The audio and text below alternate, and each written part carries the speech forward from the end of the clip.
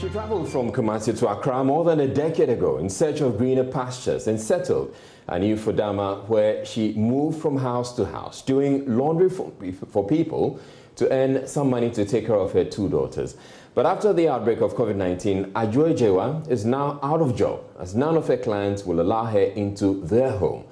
PSC Nane Asafo has gone to meet Adwoa, and here's her story. Adwoa was one of the citizens who believed a partial lockdown in parts of the country was bad for business, although it was a necessary measure to prevent spread of a virus. Like many Ghanaians, she waited eagerly for the president's address on Sunday, 19th April 2020.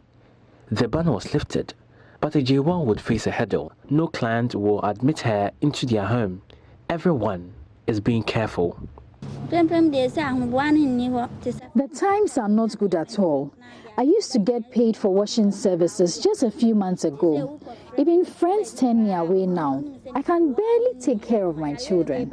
Customers say now they've resorted to using washing machines. I used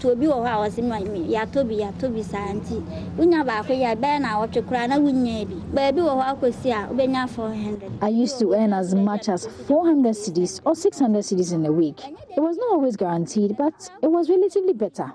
All those funds were used in purchasing more soap for washing, taking care of myself and my daughter's education, and the basic needs, including sanitary pads.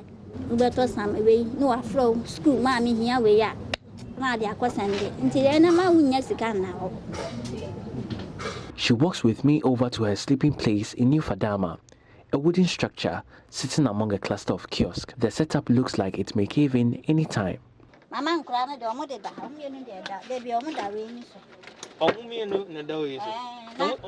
Most of the room is covered with old dusty clothes, car spare parts, and rusty metals. Adwoa shows me an old refrigerator in the corner on which her two daughters, Veronica, 18, and Juliana, 17, squeeze to sleep at night. When I asked about where she slept, she points at the ground. I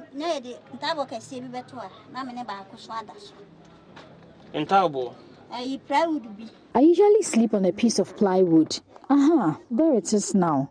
We sometimes take turns between sleeping on the old refrigerator and here.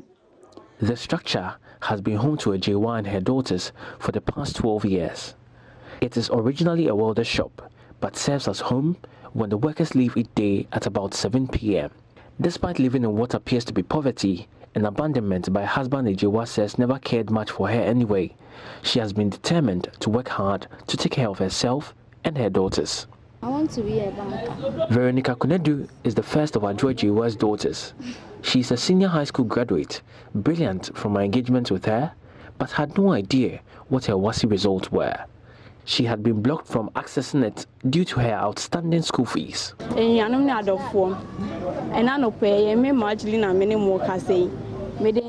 This is Marjorie bringing you the news today. We have just received reports of major pandemic sweeping across the globe. It is quite scary. Juliana, the last child, aspires to be a journalist someday. I would like the elders of my daughters to continue her education, but I cannot help her.